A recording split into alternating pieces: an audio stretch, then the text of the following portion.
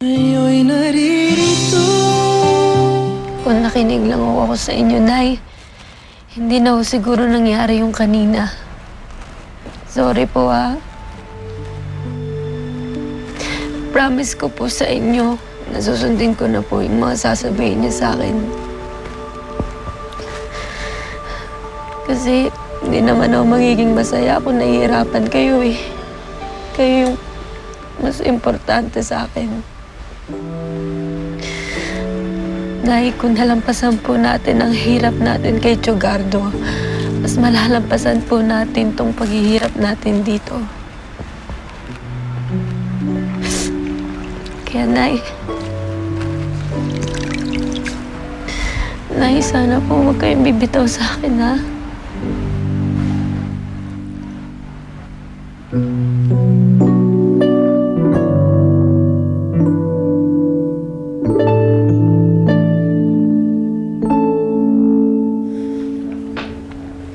Edward,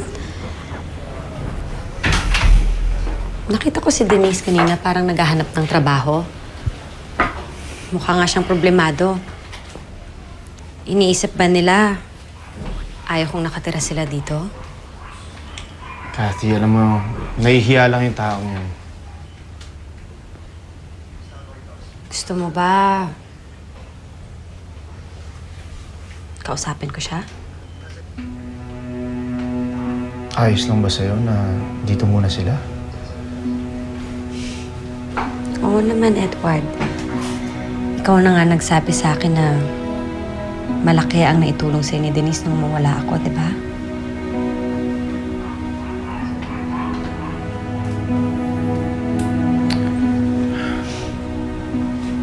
Swerte ko talaga. Mabait na asawa ko, maganda pa. Alam mo, Edward, may tumulong din naman sa akin para makatakas ako kay Gabby. Kaya gusto ko rin makatulong sa iba. Huwag kang mag-alala. Kakausapin ko yung kaibigan mo para naman mapanatag ang loob niya sa akin.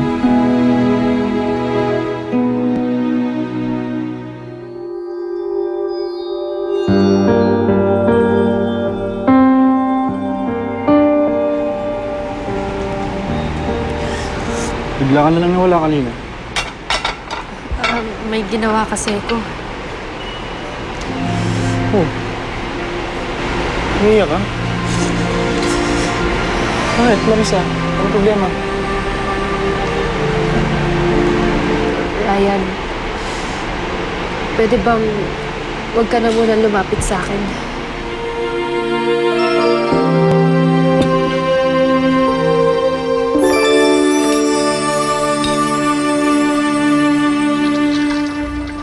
Denise, Oo, Kati, mabuti bumaba ka na. Ito, nagluto na ako para... para kay Edward? Ito bang ginawa mong paraan para makuha ang loob ng asawa ko habang wala ako dito? Kati, wala akong masamang intensyon. Nagluto lang ako dahil natuwa ako na bumalik ka na. Really? Masaya ka ba talaga na buhay ako? O baka naman matagal mo nang pinagdasal na sana patay na ako talaga para masolo mo na si Edward?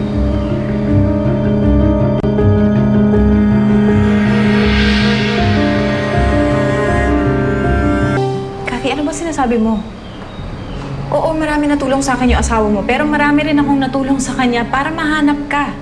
Wala akong ibang hinangad kundi magkasama kayo ulit. Gusto mong paniwalaan ko yun? You know what I'm thinking, Denise?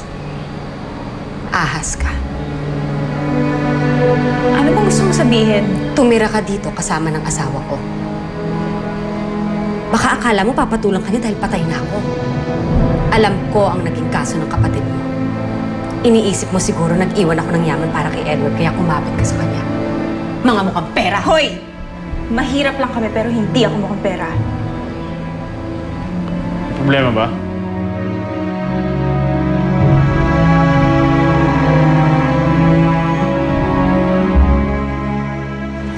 Bakit parang nag-iba ka? Galit ka ba sa akin? Ayokong mawala ng trabaho, Ryan. Ayoko rin mapasama si Inay. Kaya sana, distansya muna tayo sa isa't isa.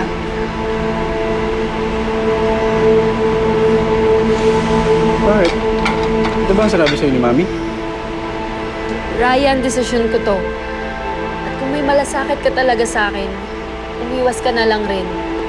Sir Ryan.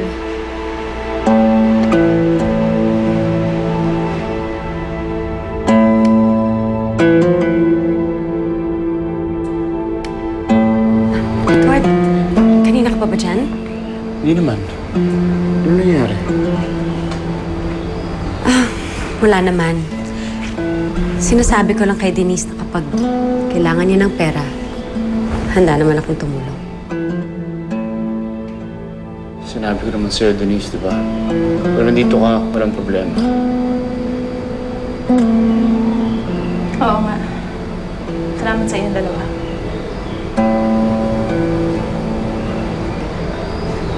Sige na, kumain na kayo.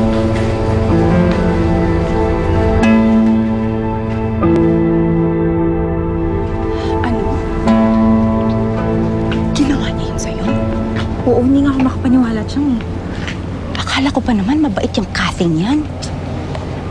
Pero kung iisipin mo kasi talaga, parang tama din siya eh. Pangit naman talaga tignan na nakikitira tayo, di ba? Kung sa bagay, kung tutuusin, kung talagang mabait siyang tao, kahit ano pang sitwasyon meron tayo, hindi siya dapat nagsalita sa'yo ng ganun. Kaya alam mo, iba talagang kutob ko dyan sa Kathing yan ngayon eh. Para bang nasa ilalim ng kulong. Ihayaan na natin siyang baka tayo pa pag-umpisa ng away nila. Alam mo namang ang dami-dami ng pinagdaanan ni Edward eh. Kaya mula ngayon, maghahanap na lang ako ng paglilipatan natin.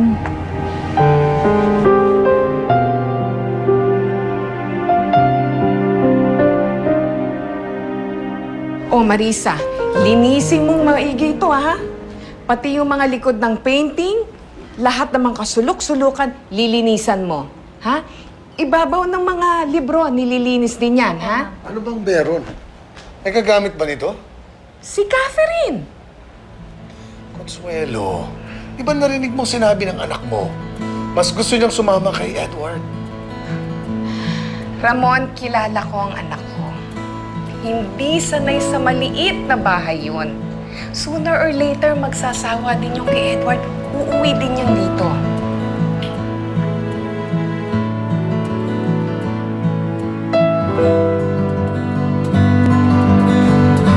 Edward, medyo malamok pala dito sa bahay at masikip. Okay lang ba kung bumalik na tayo sa bahay natin dati? Cathy, yan ang hindi natin pwede gawin. Ayoko may masabi na naman ng mga magulang mo.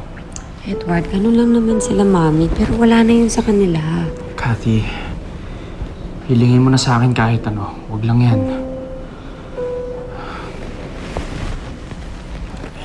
Gusto kong patunayan sa mga magulang mo na kaya kitang alagaan. Kahit na hindi nila tayo tulungan.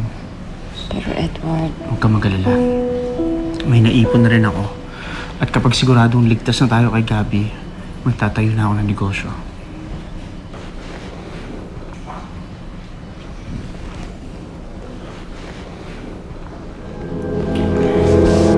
Bakit?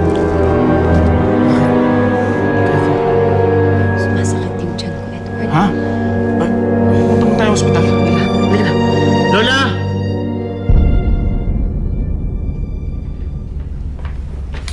Don't worry, they're fine.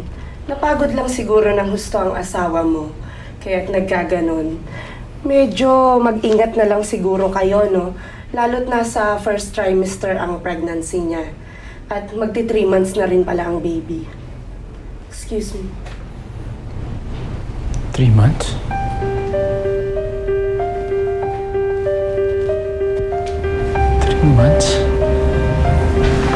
Edward, paano nangyayari yun? Di ba 2 months pa lang simula na umuwi ka? Oo nga eh.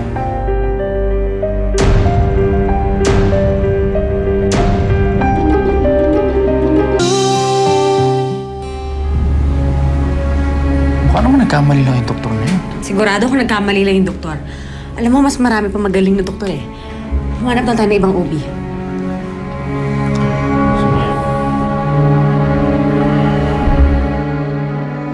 Sorry sis, ito lang ang kaya kong ipahiram.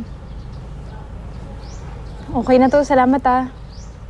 Naku sis, kung hindi lang talaga gago ang kalibin ko, sa bahay na sana kita pinatuloy. Hayaan mo na, okay na yun. Basta pag may bakante dun sa pinagtatrabahuan mo, text mo ko ha. O kaya kung may alam ka ding paupahan dito, kahit maliit lang, sabihan mo ko ha. Sige. Salamat ha. Sige, ingat.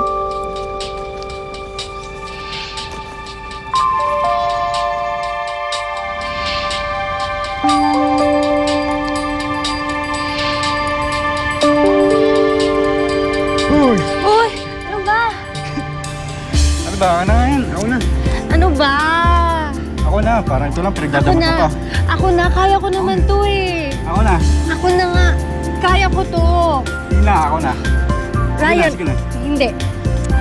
Ako na. Ako na. Ako na sabi. Bitawan mo, Ryan. Ako na.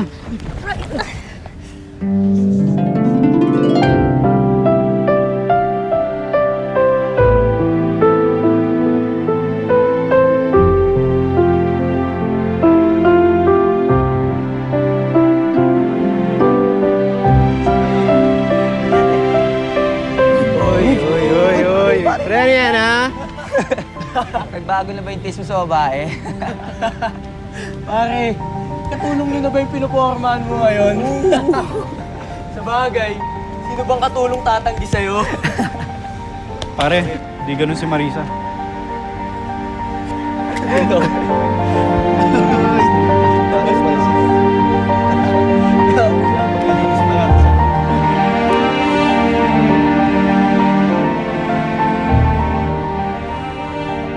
Dahan-dahan lang, ha?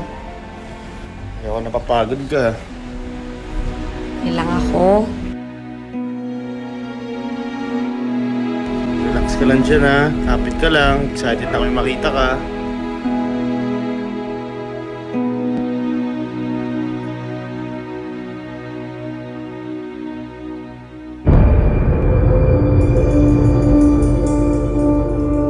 Kathy, kilala mo kung sino yung mga yan? Ngayon ko lang sila nakita.